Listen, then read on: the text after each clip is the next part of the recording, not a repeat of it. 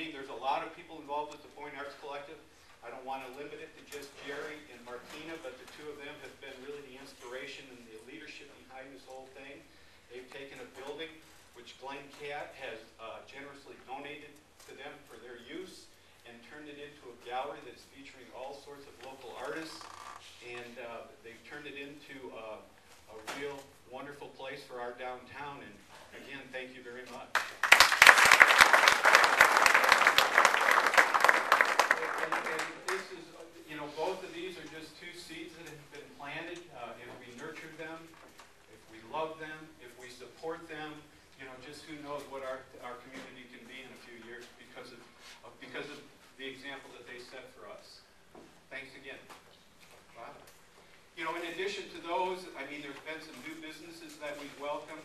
Local Flavor, Sandwich and Suds, Folks Country Store, Ed and Chris Green have bought Wine Country Provisions. You know, there's been a lot of other things that have gone on, but I just wanted to highlight some of those more significant things that I think have really given us an example of what our community can be when people believe in it.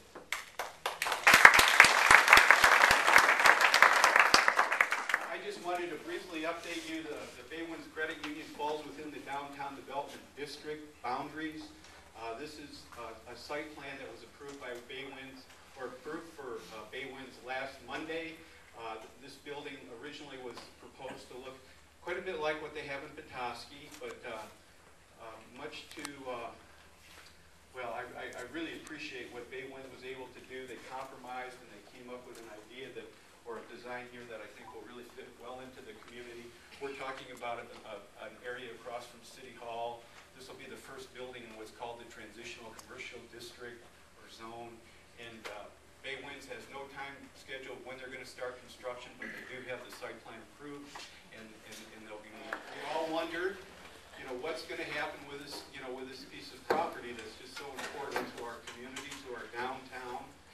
It certainly had been a source of controversy for a very long period of time, and much to the benefit of the community, Glenn Catt came into the picture, and now we have the whole process has been achieved all its approvals. Construction has started, and Glenn is here to share a few comments with us about where they are and any questions you might have. So, Glenn?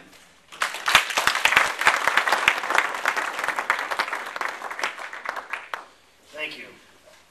That's an interesting picture right there. I'll tell you, I'd like to been here that day. Thankfully, Ed sent me those pictures, and I couldn't believe it. I would never have believed it unless I saw it. Yes, in case you aren't aware, we did break ground a couple weeks ago. I would assume everybody is.